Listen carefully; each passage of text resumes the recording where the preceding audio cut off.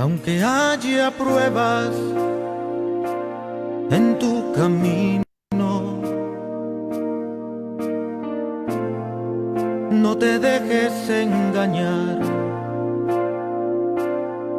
El enemigo acecha y diariamente inventa miles de cosas para hacerte mal. Aunque haya pruebas en tu camino, el Señor te guiará. Dale tu mano ahora, pues al final de todo Él te sostendrá. Aunque parezca que tu barca se hunde, que las aguas te absorben y sientes desmayar, no te preocupes, que al final de ese túnel una luz de esperanza aguardándote está.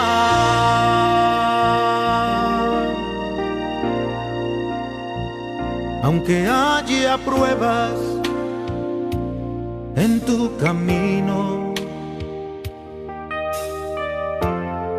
ten confianza en el Señor. Así como oscurece, así precisamente el día resplandecerá. Aunque parezca que tu barca se hunde, que las aguas te absorben y sientes desmayar, no te preocupes, que al final de ese túnel una luz de esperanza aguardándote está.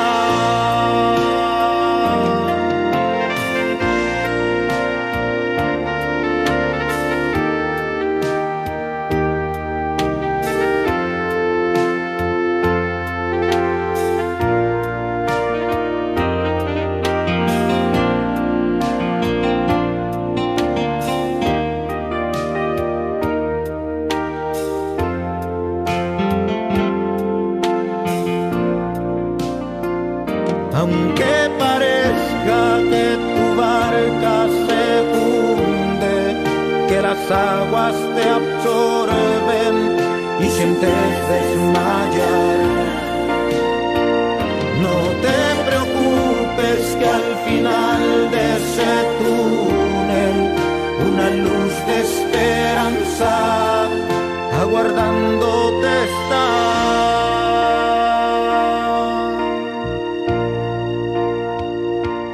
Esa luz es Jesús, esa luz es Jesús, esa luz es Jesús, esa luz es Jesús.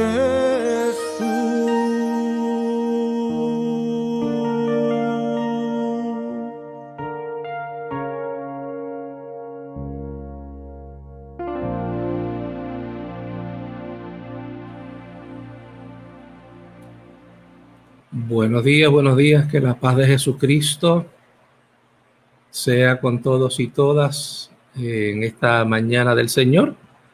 Hoy ya es domingo 7 de junio del año 2020 y al menos en Puerto Rico ya estamos por el día número 85 del tiempo de cuarentena y del tiempo cuando hemos estado pues separaditos unos de otras. Así que damos gracias al Padre, al Hijo y al Espíritu Santo por las bondades que nos permite tener hoy al poder adorarle, al poderle bendecir.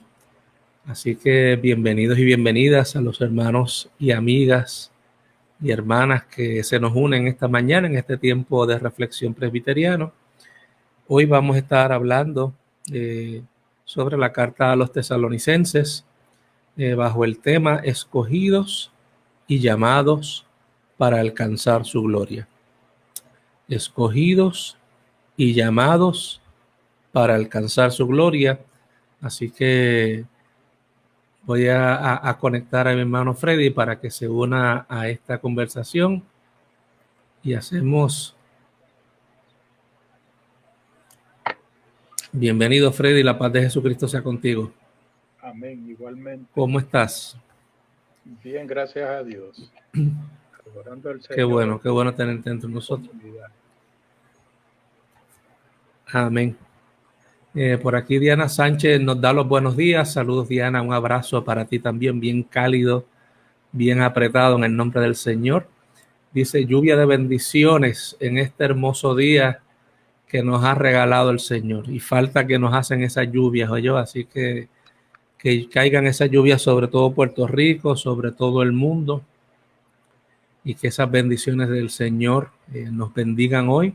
Domingo de la Trinidad. Hoy es el Domingo de la Trinidad en el calendario de la Iglesia Cristiana. Es el domingo posterior al día de Pentecostés o al Domingo de Pentecostés, donde también reconocemos como Iglesia la presencia de Dios revelado a través de la historia como Dios Padre, Dios Hijo y Dios Espíritu Santo.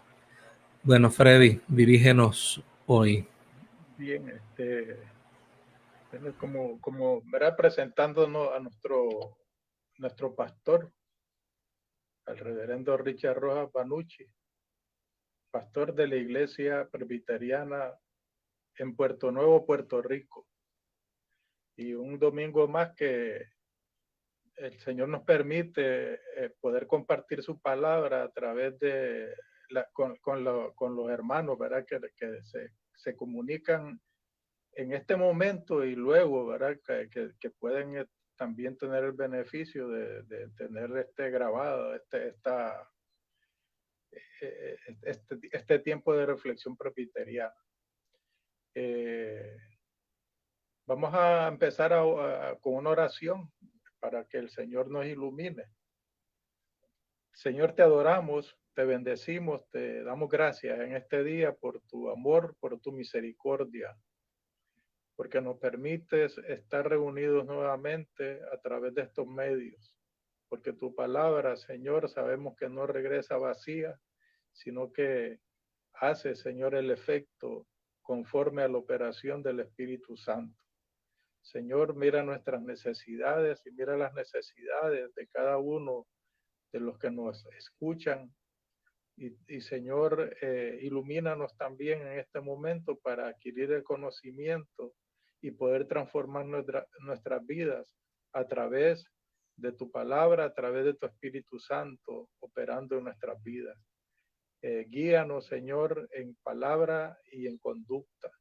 En el nombre de Cristo Jesús, te lo pedimos todo y damos gracias. Amén. Amén. Bien. La lección de hoy se titula Escogidos y llamados para alcanzar su gloria. Y la lectura se encuentra en 2 de Tesalonicenses, capítulo 3, capítulo 1, versos 3 al 4, y luego el verso 11 y 12. Y finalmente los textos que van del capítulo 2, comenzando en el verso 13 hasta el capítulo 3, terminando en el verso 4. Así que si nuestro hermano Richard nos va claro que sí, claro que sí. La lectura. Vamos a tener la lectura de la mañana de hoy y leemos en el nombre del Padre y del Hijo y del Espíritu Santo. Teniendo presente sin cesar delante de nuestro Dios y vuestra obra de fe, vuestro trabajo de amor y la firmeza de vuestra esperanza en nuestro Señor Jesucristo, sabiendo, hermanos de Dios, su elección de vosotros. Pues nuestro evangelio, perdón, voy ahora al versículo 11 y 12,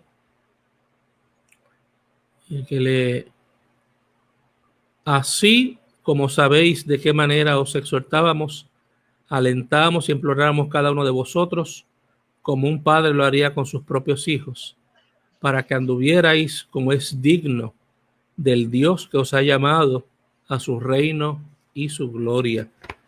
Y vamos al capítulo 2, verso 13. Por eso también nosotros sin cesar damos gracias a Dios de que cuando recibisteis de nosotros la palabra del mensaje de Dios, la aceptasteis no como la palabra de hombres, sino como lo que realmente es la palabra de Dios, la cual también hace su obra en vosotros los que creéis. Y leemos hasta el verso 3-4.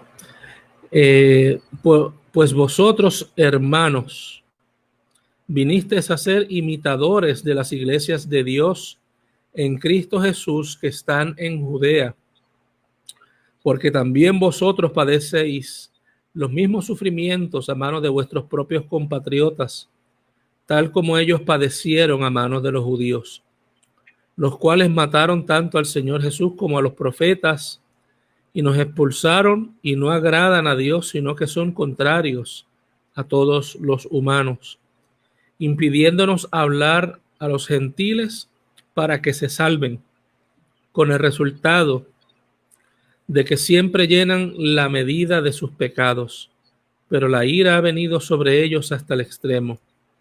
Pero nosotros, hermanos, separados de vosotros por este tiempo en persona, pero no en espíritu, estábamos muy ansiosos, con profundo deseo de ver vuestro rostro, ya que queríamos ir a vosotros, al menos yo, Pablo, más de una vez, pero Satanás nos los había impedido. Porque ¿quién es vuestra esperanza o gozo o corona de gloria? ¿No lo sois vosotros en la presencia de nuestro Dios, de nuestro Señor Jesús en su venida? Pues vosotros sois nuestra gloria y nuestro gozo. Por lo cual, no pudiendo soportarlo más, pensamos que era mejor quedarnos solos en Atenas y enviamos a Timoteo, nuestro hermano y colaborador de Dios en el Evangelio de Cristo, para fortaleceros y alentaros respecto a vuestra fe, a fin de que nadie se inquiete por causa de estas aflicciones, porque vosotros mismos sabéis que para esto hemos sido destinados, porque en verdad, cuando estábamos con vosotros os predecíamos que íbamos a sufrir aflicción, y así aconteció, como sabéis. Y esto es palabra de Dios. Te alabamos, Señor. Amén. Bien. En torno a lo que es el título de esta reflexión, podemos decir que es que la elección y llamado de Dios se concreta por la fe en la muerte y resurrección de Jesucristo con el fin de glorificar a Dios. Ahí podemos resumir el propósito de nuestra vida, o sea, el motor, el inicio y el fin hacia dónde vamos. O sea, en palabras y eso es en palabras. El asunto es cómo lo ponemos en las acciones diarias. La iglesia de Tesalónica tenía un trasfondo interesante, era muy particular, pues Pablo y sus compañeros en su segundo viaje misional encontraban que deseaban predicar. Sin embargo, el Espíritu Santo no les dejó predicar en Asia, tampoco el Espíritu de Jesús no les dejó entrar en la región de Bitinia, así que llegaron a Troas, donde se les unió Marcos. Pablo ahí tuvo una visión de un hombre macedonio que de pie le rogaba diciendo, pasa a Macedonia y ayúdanos.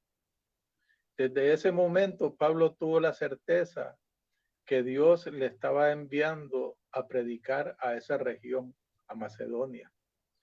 Así llegaron a Tesalónica no sin antes haber predicado el evangelio y ver las maravillas del Señor, que incluían persecución y personas convertidas al evangelio. Ahí en esa trayectoria, cuando de Troas pasan por el mar y y llegan a Macedonia, tienen varias experiencias, como el caso de Lidia, que se encuentran a Lidia, porque ellos buscaban lugares donde se reunían en las sinagogas. También está el caso de la joven que era divina y que la liberan. En el caso de Lidia, su familia fue convertida también, y el caso del soldado romano que era carcelero, también cuando ellos habían sido presos por persecución y precisamente porque habían quitado el negocio de la muchacha divina, habían hecho que los metieran presos, y el resultado, sabemos también que hubo ahí una conversión de la familia del soldado, del carcelero. Así que vieron muchas cosas en ese camino, pero hubo sufrimiento, hubo cárcel. Uno de los temas que encontramos aquí es precisamente el sufrimiento, que todo mundo trata de huir de él. Uno de los asuntos del ser humano es que busca la felicidad, y una forma mínima es evitar el sufrimiento, evitar el dolor, evitar todas estas cosas que son cosas que estamos expuestos a ellas. Tratar de evitarlas muchas veces nos lleva más bien a un sentido de sufrimiento, ¿verdad? Algo que es aquel sentimiento de tristeza y de temor que nos produce ese sufrimiento. En este caso, la persecución es el resultado. O sea, la persecución, no, el sufrimiento es el resultado de la persecución, que a su vez es un conjunto de acciones represivas o de maltrato persistente realizado por un individuo o por un grupo sobre otro grupo o individuo, del cual se diferencian por la forma de pensar o por determinadas características físicas, religiosas, culturales, políticas, étnicas u otras. Cualquier apariencia o comportamiento puede servir de pretexto para la persecución, como es el caso del homosexualismo, ser zurdo, ser usuario de drogas o ser un sin hogar, es decir, alguien diferente. El grupo opresor busca proteger o reforzar la conformidad al grupo opresor. La justificación más común es que buscan protegerse a sí mismos, a sus familias y a la sociedad de lo que ellos perciben como influencia peligrosa del grupo perseguido. Hay cristianos que han sufrido persecución por no cristianos o por otros cristianos de creencias diferentes. En el caso de los inicios de la cristiandad, la persecución tomó la forma de arrestos sin garantías, limitaciones de derechos públicos, el encarcelamiento, azotamiento, la tortura, la ejecución, impuestos suplementarios, confiscación de bienes, destrucción de propiedad, como es el arte también, libros, de símbolos, obligar a claudicar a principios y delatar a otros cristianos. O sea que el sufrimiento pues conlleva todo eso, pero hay unos elementos reales. Va a haber un sufrimiento por los deseos que tenemos, cosas que nosotros queremos y no ocurren, porque no se dieron como nosotros esperábamos. Pero eso es un sufrimiento pues, que surge de la parte interna, pero hay un sufrimiento que en efecto viene de afuera y en este caso como la opresión. Eso desde el tiempo de antes a los tiempos de hoy nos parece que no hay muchas diferencias. Siempre se trata de limitar a los grupos minoritarios y hacer con ellos lo que les viene en gana al grupo opresor. Y muchas veces piensan que están actuando bien. O sea, en muchas ocasiones que creen que están haciendo lo correcto, porque se requiere aquel elemento que se llama ponerse en los zapatos del otro. Si tú fueras minoría, si tú tuvieras esa enfermedad, si tú tuvieras tal circunstancia, ¿cómo tú te sentirías? Y entonces ahí viene una nueva conciencia de poder pensar en el otro. Así que de eso es que estamos hablando, de una iglesia en esos momentos perseguida y inicialmente por la misma estrategia y no es estrategia en términos de buscar gente, ese era el mandato, de predicar el evangelio y de revelar a Jesucristo como que era el Mesías, como que era el Salvador del mundo, y habían aquellas personas que conocían la ley, que se reunían en la sinagoga. Los apóstoles entonces le traían la historia como se las trajo también Esteban en aquel discurso que cuando fue finalmente martirizado, fue muerto, asesinado. Pues de esa manera pues había esa forma de llevar esa palabra y revelarles la verdadera intención de Dios para con ellos. Pero no se limitaban a eso, sino también aquellos que eran prosélitos, aquellos que llegaban ahí, como fue el caso de Tesalónica, también recibían el mensaje. En otras oportunidades fueron con el caso de Atenas, no les empezó a hablar Pablo de la ley, pero sí les hablaba a los mismos filósofos en sus términos. Pablo tenía ese conocimiento tan extraordinario, ¿verdad? De la cultura helénica que había impactado la cultura romana también, y tenía esa capacidad y a ellos les decía, ustedes están por ahí, están como diríamos hoy, están fríos, pero sigan por ahí. No sé si tienes algún comentario, Richard, después de todo esto. Sí, esto nos recuerda, hermano Freddy, que lo difícil que siempre ha sido llevar a cabo esta gran comisión que Jesucristo le dio en este imperativo divino a sus discípulos, porque si bien es cierto que Jesucristo nos mandó a proclamar el Evangelio a toda criatura, eso se da no se da dentro de un vacío histórico, no se da dentro de un vacío social, sino que esta realidad se da dentro de un contexto que va cambiando a través de los tiempos, y tú lo has mencionado muy bien. Las circunstancias que están viviendo los hermanos en Tesalónica son las circunstancias que viven hoy día los grupos minoritarios en cualquier sociedad.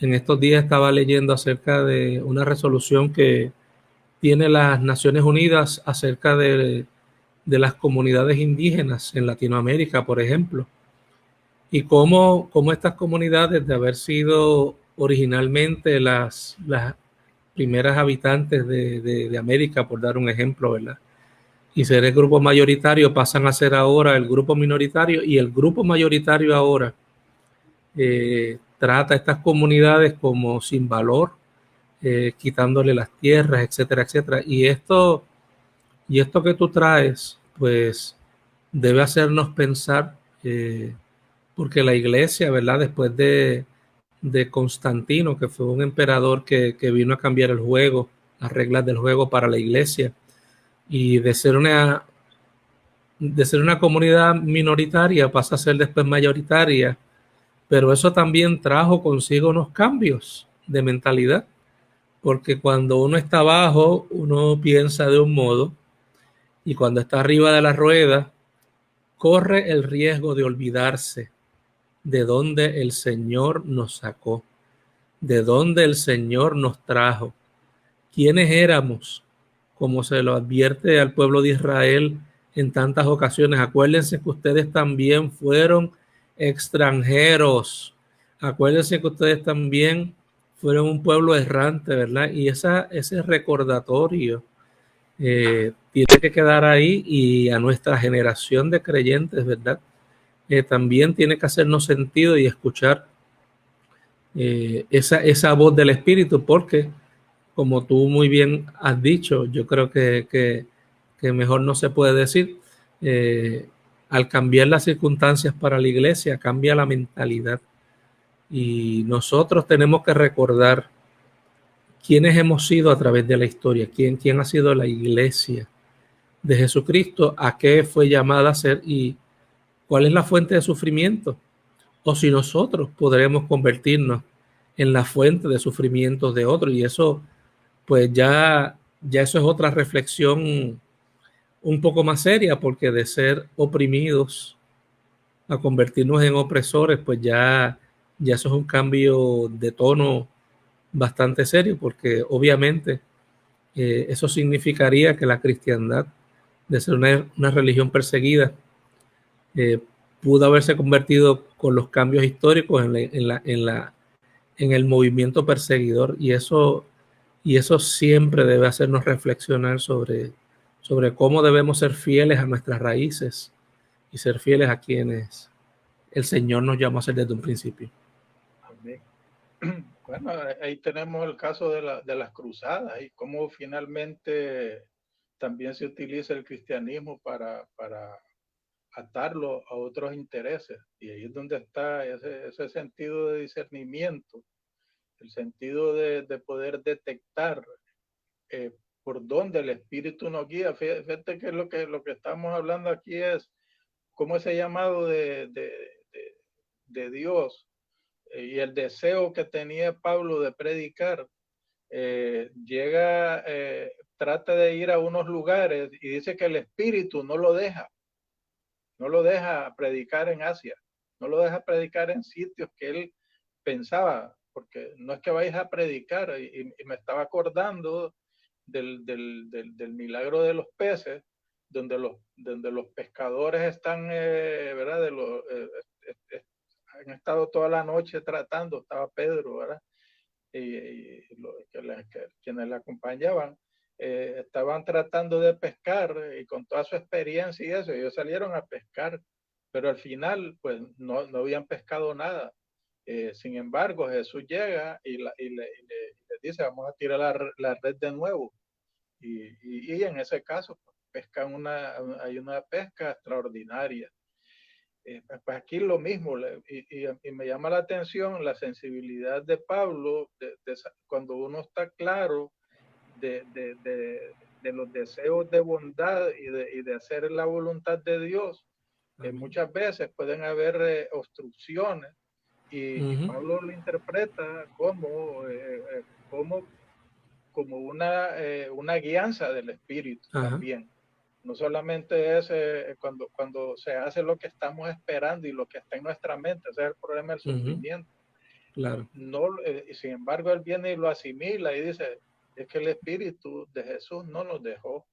Sin embargo, fueron llevados hasta Troas, donde tuvo la visión, y tuvo entonces esa visión del varón macedonio, del hombre macedonio, que le dice que vaya a Macedonia, a esa región importante para el Espíritu, para llevarle el mensaje del Señor. O sea que estar en las manos de Dios implica ser guiados por el Espíritu Santo. Bien, las acciones, yo lo que estaba tratando de ver en esta lección es ver una serie de valores que están en la iglesia y de los líderes del apóstol. Por ejemplo, una de ellas es la acción de gracias, la acción de gracias a Dios. Cómo nosotros como cristianos tenemos la disciplina de dar gracias a Dios.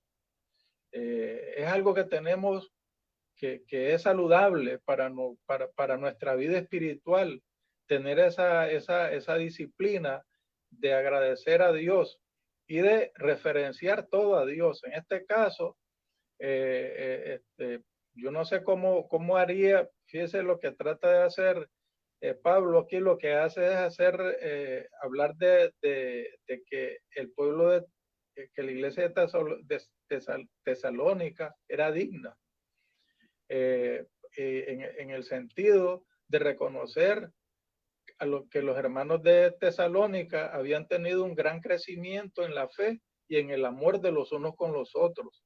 O sea, me parece que en términos de liderato y de conducta humana, que yo tengo que confesar de que no es por ahí que uno se dirige, en reconocer en el otro lo bueno que hace y cuando crece. ¿Cómo podemos nosotros expresarle y decirle, fíjese, ustedes han crecido en la fe, ustedes se manifiestan su amor los unos con los otros, ustedes han crecido? Eso implica glorificar a Dios. Pero la forma que Pablo lo hace, ¿verdad? Una cosa es yo decirlo y dice, mira, esto es el líder que lo está diciendo. No dice, yo le doy gracias a Dios por ustedes. Como es digno, dice, como es digno es parte de la dignidad de uno, es reconocer lo bueno del otro. Claro. Y eso nos hace dignos. Y la otra palabra que yo que sí la tenía presente es el trabajo. ¿Verdad? Esa palabra que culturalmente nosotros tradicionalmente la hemos traído como algo no muy bueno, no bueno. El trabajo, pues el trabajo es materializar aquellas ideas, llevarlas a cabo, ponerlas en función. Ese es el trabajo, es realizarse uno como ser humano y es el mecanismo de poder lograr las metas y los objetivos del ser humano.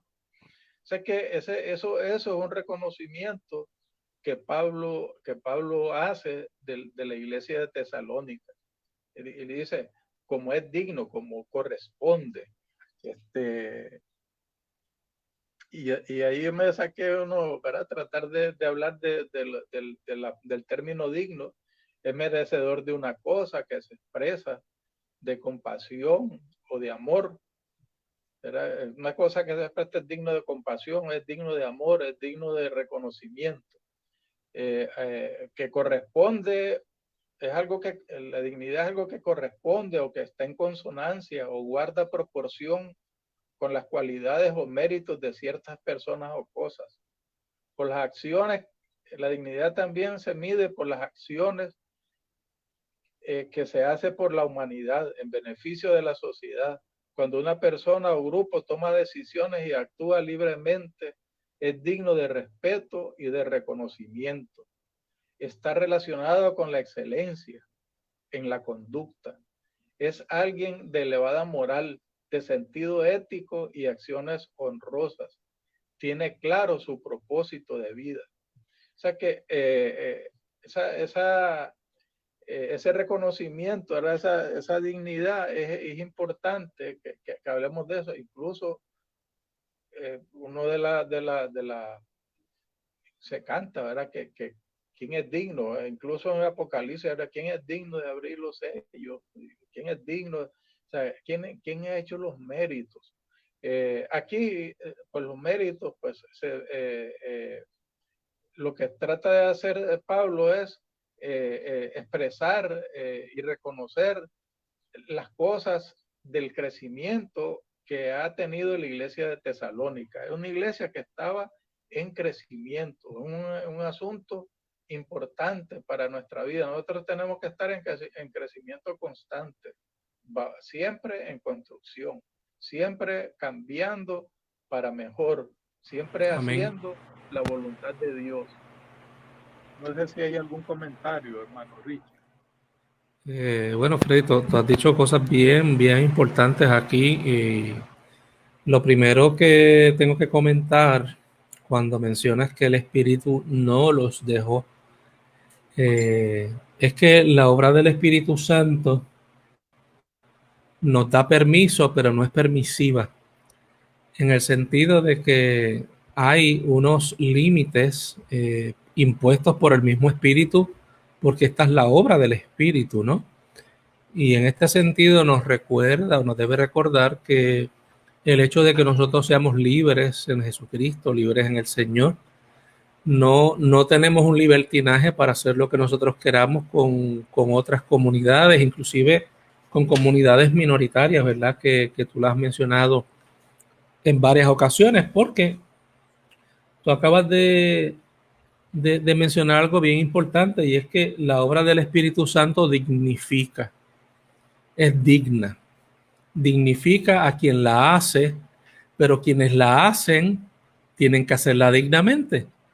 No basta con que hagamos la obra del Señor, tiene que también dignificar al Señor y dignificar al semejante. O sea que una tarea que digamos que la estamos haciendo en el nombre del Señor, pero menosprecia a la gente por su raza, por su género, por su trasfondo, por tantas clasificaciones que hoy día, ¿verdad?, tenemos para categorizar a las personas, y no dignifica, eso ya de por sí descalifica la obra como una obra del Espíritu, y nosotros no tenemos el permiso del Espíritu para indignificar o no, o mal hablar o maldecir a grupos específicos de nuestra sociedad. O sea, lo que se hace desde el Espíritu tiene que ser un trabajo dignificado. Lo otro que me viene a la mente mientras estás hablando, que esto es un trabajo de la comunidad de fe. El Espíritu no solo se le revela a los líderes, el Espíritu también se le revela a la comunidad en general.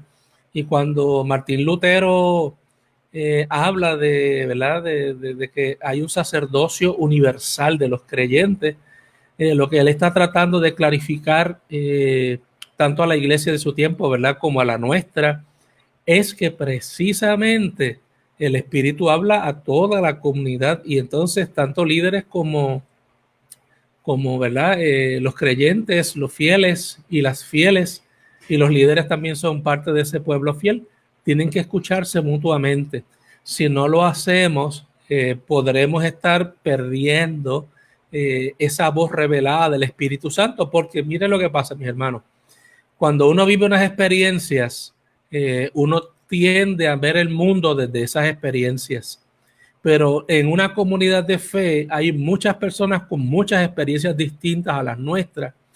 Y eso significa que esa diversidad de voces, de experiencias, de situaciones que hemos vivido, inclusive de este tema que estamos hablando hoy, de las aflicciones, eso cambia nuestro modo de ver el mundo, eso cambia nuestro modo de interpretar las escrituras. Y por lo tanto, cuando yo escucho a mi hermano o a mi hermana que ha sido discriminado, a mi hermano o mi hermana que estuvo en la cárcel, a mi hermano o mi hermana que perdió el empleo, a mi hermano y mi hermana que atravesó por distintas situaciones, Dios habla inclusive a través de cada persona y sus circunstancias, y eso enriquece la voz del Espíritu, y eso nos ayuda a mantenernos en ese centro de la dignidad de todo ser humano. Porque acuérdense que Jesucristo mandó a predicar a toda criatura, no a un grupito, no a uno o dos, no a los que nos gustan, no a los que tienen un buen récord criminal. El Señor nos mandó a hablarle y a proclamarle a todas las criaturas, a todas las creaciones. Amén. Así que también tenemos que Pablo se siente honrado. Bueno, la versión que estaba leyendo es que hablaba de orgullo. Se esté orgulloso de los tesalonicenses. A mí no me gusta la palabra orgullo porque dice que es algo exagerado de algo que no es real. Así A que mí, a creo mí que me gusta usar más la palabra complacencia, porque sí, cuando el padre habla del hijo, dice, en él tengo complacencia en lugar de orgullo. yo creo que esa complacencia, que es lo que Pablo está hablando ahí, cuando va a otras congregaciones, hablando acerca de la iglesia de Tesalónica, para ponerla como ejemplo, como testimonio vivo de lo que Dios hace en las comunidades, como en el caso de Tesalónica. Así lo hablaban en otras congregaciones. Y lo que resaltaba eran unos valores como es la paciencia y la fe. Y eso se manifestaba, esas virtudes se manifestaban ante las circunstancias de las persecuciones y las aflicciones que sufrían lo que estaban sufriendo los tesalonicenses. La paciencia y la fe en Dios son las virtudes que combaten las aflicciones, las tristezas y temores que pueden ocurrir a causa del sufrimiento por causa de las persecuciones. Lo que se activa en el corazón del creyente es la justicia de Dios, que es quien dará lo que a cada quien le corresponda. El Espíritu Santo sana las heridas y nos purifica con la verdad de Cristo y la esperanza del esperado día de su regreso a la tierra. Esa es la demostración de la consideración de Dios para ser dignos del reino de Dios. Esas armas espirituales son poderosas para el creyente, aunque para los no creyentes son locura. La paciencia, ¿verdad? Que quiera traer como parte de lo que es el significado, es la capacidad de sufrir y tolerar desgracias y adversidades o cosas molestas u ofensivas con fortaleza, sin quejarse ni rebelarse. Es mantener la calma y la tranquilidad para esperar. Amén. Cuando en estas palabras, que todo esto que yo les indico son formas que yo veo, que yo puedo resumir estas cosas que el Señor nos lleva en su palabra, y es cómo esa persecución o las circunstancias adversas. Yo estaba leyendo algo ahí sobre un psicólogo que nos habla de que hay los hechos externos nos hacen reaccionar, no nos hacen reaccionar. Lo que se activa es un conjunto de valores, y que nosotros nos decimos a nosotros mismos sobre el resultado o cómo interpretamos esas cosas que están ocurriendo en el exterior. En el cristiano, y esto para mí pues lo que he estado aprendiendo, pues ante la injusticia. Ayer yo recibí un mensaje de alguien hablándome de qué es lo que estaba ocurriendo en la política norteamericana, y algunos ven esos hechos como que alguien se está aprovechando de eso, y otros como que debe mantenerse el status quo y no sé qué. El cristiano va a estar siempre entre las dos circunstancias, entre el bien y el mal. Siempre Cierto. va a estar entre los intereses de uno y de los otros. Pero mi conversación fue, en ese momento yo estoy muy metido en la reflexión espiritual. Y yo lo que le digo es que vamos a estar en medio siempre de eso, pero el cristiano siempre debe mantener la fe, y sabiendo que viene un día donde hay justicia, donde esa injusticia que se comete, nosotros no somos los que adjudicamos eso, lo adjudica Amén. Dios. Y lo otro es saber y tener la certeza que un día el Señor va a regresar. Y Amén. esos valores y esas revelaciones que Dios nos da nos hacen reaccionar de otra manera, ¿verdad? Eso, operando el Espíritu de Dios en nuestro ser, nos hace tener tranquilidad y esperanza. Y esas son las grandes armas que nosotros tenemos, que para nosotros son poderosas, pero para otros son locuras y son loqueras, pero para nosotros es poder de Dios.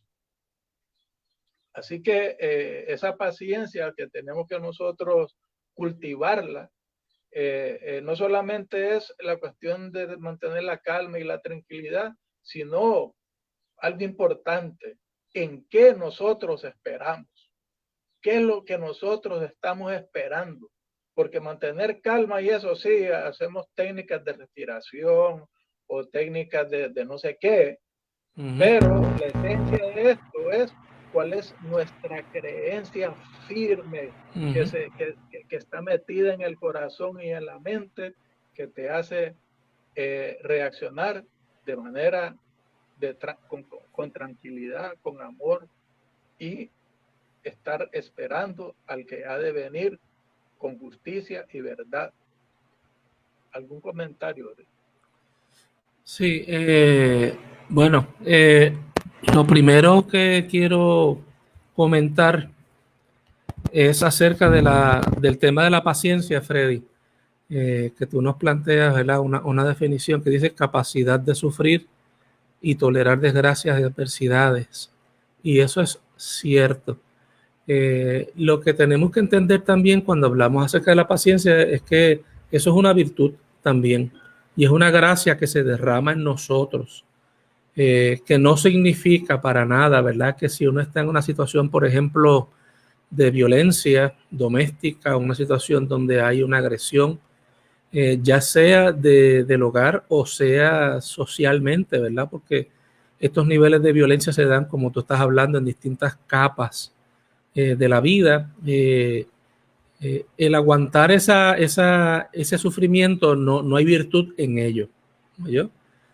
Ya Jesucristo murió en la cruz del Calvario, pero si Jesucristo fue azotado por nosotros, para que nosotros no tuviésemos que ser azotados, maltratados, humillados o, ¿verdad?, torturados por los demás. Eso en cualquier liga obviamente está descalificado como una virtud. No tiene nada de virtuoso que un líder religioso le diga a una mujer que está atrapada en una relación de violencia doméstica, pues mira, como la Biblia dice que el hombre es cabeza del hogar, pues tú aguanta ahí como buena cristiana, porque esa es la voluntad del Señor. Pero ya nosotros acabamos de plantear aquí un criterio bien importante. La obra del Espíritu dignifica y dignifica al que la hace y dignifica, ¿verdad?, a quienes la reciben. Por lo tanto, tenemos que entender que esa paciencia sí, en efecto, yo la he visto como un don del Espíritu en muchas personas. He visto personas enfrentando el cáncer, he visto personas enfrentando la necesidad, una pobreza paupérrima, que han tocado fondo, personas que han luchado con vicios, personas que han vivido separaciones de relaciones, ¿verdad?, y de sus hijos en ocasiones, y son situaciones que producen mucha angustia en el alma, al punto que la persona siente que esa dignidad se ve aplastada y pisoteada, ¿verdad? Y ahí yo he visto la mano del Señor obrando. He visto la mano del Señor obrando en los pasillos del centro médico, en las camillas que ponen allí, porque a veces yo he ido a visitar los hospitales y me he dado cuenta que como todas las salas, ¿verdad?, está llena, empiezan a poner a los enfermos, inclusive enfermos con situaciones bien delicadas, en los mismos pasillos. O sea, y por ahí pasa todo el mundo y te mira y tú estás ahí adoleciendo y sufriendo, pero obviamente tú no eres una prioridad en ese momento. Pues ahí en esos momentos yo he visto cómo la paciencia, ¿verdad?, se derrama en las personas, y cómo el Señor ayuda a que las personas sencillas, simples, puedan enfrentar momentos difíciles en sus vidas con esa gracia que nos llega adicional a nuestras fuerzas humanas. Y me gusta mucho esa línea que tú acabas de plantear, que se manifiesta esa paciencia, porque hablar de paciencia es muy genérico, ¿verdad? Pero hablar de una calma o tranquilidad para esperar, yo creo que ahí nosotros nos acercamos a un elemento bien concreto en cuanto a lo que es la vida cristiana. Y, por ejemplo, ayer, y yo espero que los hermanos y amigos puedan entender este comentario, pero hay una imagen por ahí circulando de un montón de personas pobres, sentadas, esperando por horas, mirando una mesa llena de comestibles y de compras y de alimentos, esperando a que pues que lleguen los líderes del país para repartirlas. Y a mí me parece que las fuentes de sufrimiento van cambiando a través de los tiempos, ¿verdad? En el tiempo de la iglesia, pues eran las mayorías, ¿verdad? Era el imperio. Para nosotros la fuente de sufrimiento va cambiando, de angustia. Para mí, por ejemplo, hermano Freddy, empezar a leer algunas noticias para mí me produce angustia y yo tengo que tomarme días libres de las noticias, de los periódicos, inclusive de las redes sociales, porque me produce una angustia emocional y me carga. Y a veces nosotros para tener y experimentar esa paz tenemos que desconectarnos de esas fuentes de ansiedad y poder descansar en el Señor y poner nuestra mente en cosas más elevadas. Y hay que elevar el pensamiento. Yo creo que aquí una de las cosas que estamos haciendo precisamente es elevar el pensamiento cristiano, el pensamiento y la reflexión de la fe, para que podamos poner nuestras cosas en cosas dignas, en cosas que le devuelven el valor a la humanidad, a la obra del Señor y a este elemento de predicar a Jesucristo hoy 7 de junio del año 2020. Amén. Así que también podemos hablar de la dignidad del llamamiento. Pablo ora para que Dios tenga por digno del llamamiento a la iglesia de Tesalónica, basado en el cumplimiento de todo propósito de bondad y toda obra de fe con su poder. Es decir, que Jesucristo sea glorificado en su iglesia y la iglesia en Jesucristo.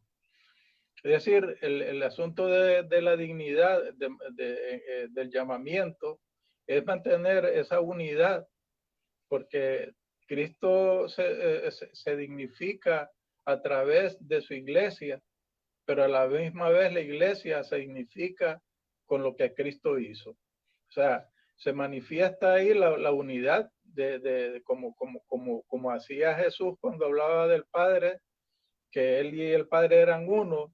La iglesia también es un cuerpo, pero la cabeza es Cristo. O sea, esa dignidad es importante mantenerla como iglesia, porque el objetivo no es lograr propósitos desvinculados de glorificar a Dios, porque esa es la meta final. La pregunta es si eso glorifica a Dios, si eso está conforme a la voluntad de Dios. Podemos tener buenos resultados, pero no necesariamente están alineados con el Espíritu de Dios. Amén. Igual así Pablo quería hacer lo que quería hacer en su predicación, pero el Espíritu no le dejó ir a ciertos lugares porque tenía el propósito del Señor, era otro. Esa sensibilidad y dignidad del llamamiento se debe de mantener y se ora. ¿Por qué él ora? Pues vean eso, como el líder en este caso está conectado con el cuerpo, ¿verdad? Que es la iglesia, con los miembros, con las congregaciones, y hay una oración para que esa iglesia sea preservada y mantenga sus objetivos claros, que no haya desviación. Y eso es dignidad también, mantener el propósito. Dios ha escogido desde el principio para salvación a la iglesia de Tesalónica. Este es uno de los temas teológicos del apóstol Pablo, de lo que le hemos llamado la predestinación. Dios te escogió desde el principio, desde antes de nacer. Así dice Pablo, desde el vientre de mi madre, y ahí ya lo había escogido. La forma de esta elección es la operación del Espíritu Santo y la fe en la verdad, mediante el Evangelio que habían recibido para alcanzar la gloria de nuestro Señor Jesucristo. Todo esto es por amor de Dios y les ha dado consolación eterna y buena esperanza por gracia, conforme a los buenos deseos y a las acciones que hagan. O sea, aquí tenemos, ¿verdad? Que esa escogencia de Dios no es antojadiza, no es pues me plació salvar a fulano y eso, y ahí se acabó, ya ahí el propósito de Dios se quedó ahí. El propósito de Dios va más allá que eso, va en que podamos ser parte de esa predicación para ser dignos de entrar en el reino de los cielos. La iglesia tiene esa misión o esa misión, ese objetivo de seguir predicando el evangelio, tanto por palabra como por hechos, que sean conformes a su voluntad. ¿Con qué fin? De glorificar a Dios. O sea, fuimos llamados desde antes con un propósito, y ese propósito es lo que nos da la felicidad. No sé si tienes algún comentario, Richard. Esto ya entramos en unos temas de la teología del apóstol Pablo, que precisamente da una gran forma a la doctrina cristiana. Sí. Aquí estamos entrando en la arena de una doctrina que se llama soteriología. Soter significa en griego salvación o sanación, y todo lo concerniente al tema de la salvación cae bajo esa sombrilla de la soberanía divina para salvar, ¿verdad? De salvar. Por eso a Jesucristo, ¿verdad? Se le llamaba Jesucristo, Hijo de Dios, Salvador de la humanidad, ¿verdad? De ahí la forma esa del pescadito que ustedes ven por ahí en los stickers y los bumper stickers de los carros, porque el acrónimo griego de ictus significa Jesucristo, Hijo de Dios, Salvador. Así que el elemento de la salvación es fundamental en una sociedad donde hay una percepción de tanta, ¿verdad? Adoración a tantas cosas, sobre todo al emperador. Y particularmente aquí, ahora, modernamente, nosotros, ¿verdad? Cuando digo moderno, digo en siglos más recientes, más contemporáneos, estamos hablando de las discusiones sobre el tema de si nosotros nos podemos salvar a nosotros mismos, si nosotros contribuimos a nuestra salvación o si esto es acto de Dios.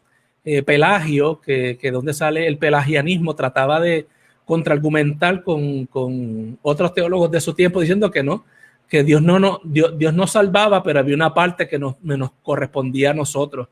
Y el apóstol Pablo no está muy convencido de esa visión pelagiana o arminiana, en donde el ser humano contribuye, porque para el apóstol Pablo adjudicarle algo de gloria al ser humano para salvarse a sí mismo es en cierta medida cancelar de por sí la totalidad de la gloria.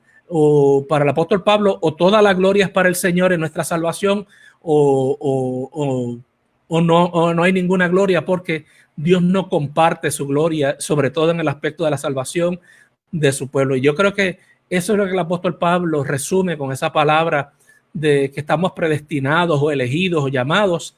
Es que nosotros tampoco, ¿verdad? Somos contemporáneamente pelagianos o semipelagianos, porque hay muchas formas de eso. Podemos hablar con más calma sobre ese tema.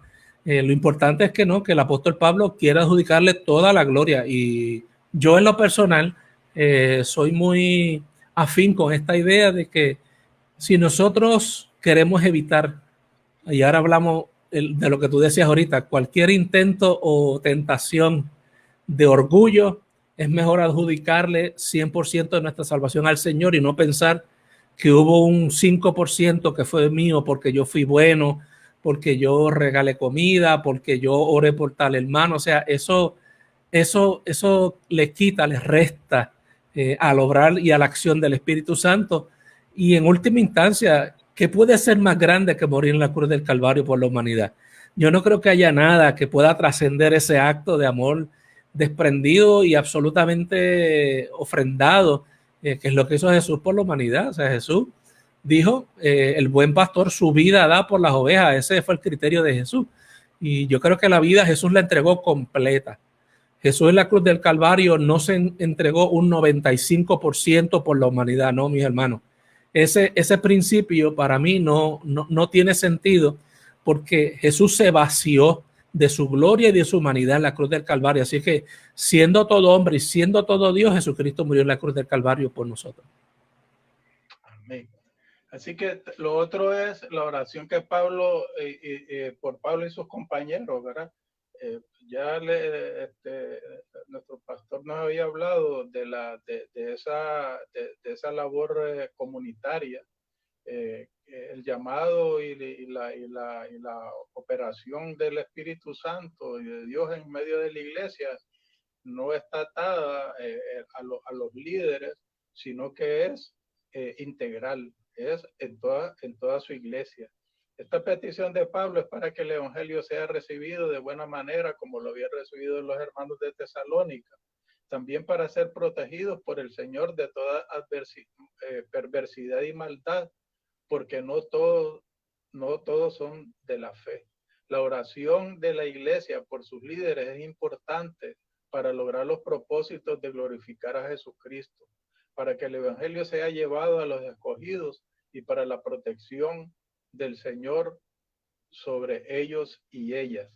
O sea que aquí vemos entonces que hay una labor, ¿verdad? Y hay una petición de Pablo, sabiendo que las oraciones de los hermanos son oraciones importantes también para la labor que se realiza, que realiza el Espíritu de Dios en medio de su iglesia. O sea que tanto los líderes dependen ¿verdad? Y cuando digo dependen, no me refiero a dependencia de vida, sino que hay una coordinación, hay un trabajo de equipo. O sea, la oración, ¿verdad? Nosotros siempre tendemos a pensar de que son los líderes los que tienen que hacer las cosas, la oración y un montón de cosas. No, el pueblo de Dios está investido del poder del Espíritu Santo también, y eso no lo debemos tomar a menos. O sea, que esa responsabilidad, y también aquí no se pone como una responsabilidad, sino como una petición de Pablo. Y lo otro que se reconoce ahí también es que en el mundo siempre hay maldad. Hay gente que está pendiente de hacer daño, y eso lo sabemos. De esa protección también se pide que Dios nos libre. Y finalmente, pues también está una oración o la expresión de la confianza del apóstol Pablo para que la iglesia de Tesalónica continúe firme en la doctrina que habían aprendido, ya sea por palabra o por carta escrita. Hay una preocupación del apóstol ahí también, en el sentido de que las iglesias no se desvíen de la sana doctrina, de los fundamentos, de lo que es el evangelio del Señor. Bien, ahí estaríamos terminando. Si no tiene si tienen un comentario final, Richard, ahí yo lo dejo ahí, y muchas bendiciones a la teleaudiencia. Gracias, Freddy, por el día de hoy. Gracias por esta lección tan importante, queridos hermanos y hermanas. Recuerden que la iglesia de Tesalónica sigue entre nosotros. Nosotros somos en cierta medida herederos de nuestros hermanos y hermanas de esta iglesia del siglo I, y hay muchas cosas en la vida que regresan y se repiten, y yo creo que estudiar la vida de nuestros hermanos y hermanas que estaban en otras circunstancias históricas, estaban viviendo en otra cultura, estaban viviendo otras experiencias, pero de esas experiencias también nosotros aprendemos. Para eso está la palabra del Señor, para que volvamos a ella y adquiramos sabiduría para vivir, para tomar elecciones que estén inspiradas en ese espíritu que, como muy bien dicho nuestro hermano Freddy y en la clase de hoy, dignifican. Podemos nosotros hoy dignificar con nuestra fe a otras personas, con nuestro quehacer cristiano, con nuestras acciones en el mundo. A veces, mis hermanos, inclusive los líderes nos equivocamos. Y a veces los líderes a través de la historia de la humanidad, incluyendo líderes religiosos, nos hemos equivocado pidiéndole a la gente que sacrifique a veces la dignidad o sacrifique a veces el amor en base de una doctrina, en base de un punto de vista. Y yo creo, mis hermanos, mientras más leo estas cosas, que nosotros siempre tenemos que tener claro que a quien debemos seguir es al Espíritu Santo. Y que en ocasiones, ¿verdad?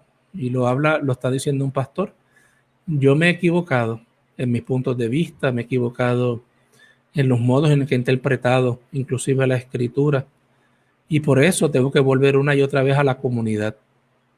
Cuando nosotros nos damos cuenta que hemos errado en la fe, que hemos errado en el modo de vivir a Cristo en el mundo, pues ahí está la palabra del Señor para recordarnos que hemos sido llamados para el Señor, pero hemos sido llamados para bendecir, para construir y para fomentar en medio de donde quiera que estemos ese deseo y ese anhelo y ese sueño de Dios con la humanidad. Así que los dejamos con esa reflexión, que vivamos en esa confianza que tuvo la iglesia de Tesalónica, que se mantuvo firme en doctrina, pero en acciones también, y que lo aprendieron por palabras, por hechos y por esta bendita carta que todavía conservamos para nosotros. Dios me los bendiga. Hermano Freddy, gracias por esta experiencia. Les enviamos un abrazo. No se olvide que hoy a las 11 de la mañana tendremos nuestro culto de adoración que siempre transmitimos online a través de la Iglesia Presbiteriana en Puerto Nuevo, la página de Facebook. Así que les invitamos a participar de ese tiempo de adoración también. Y pues que el Señor nos edifique, el Señor nos lleve adelante. La paz de Jesucristo es con ustedes. Amén. Chaito, Dios me los bendiga.